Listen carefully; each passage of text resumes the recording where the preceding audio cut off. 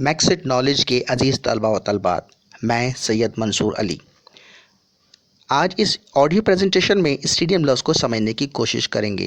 عزیز طلبہ طالبات، encyclopedia of Britannica کے مطابق اسٹیڈیم بنانے کا آغاز رومی دور سے ہوا۔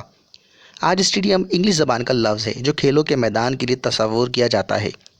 در حقیقت اسٹیڈیم ایک یونانی لفظ کی لاطینی ترمیم ہے۔ لاطینی زبان میں اسٹیڈ ایک مسافت کا پیمانہ تھا جو تقریباً 6.6 فیٹ کے برابر ہوتی تھی۔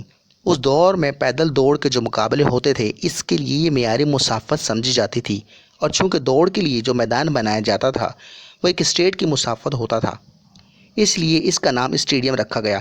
شروع میں یہ نام صرف دوڑ کے میدان کے لیے استعمال ہوا، لیکن اس دور میں چونکہ دوسرے کھیلوں کے مقابلے بھی ہوتے تھے اس لیے بعد میں ہر قسم کے کھیلوں کے لیے اسٹیڈیم کہا جانے لگا۔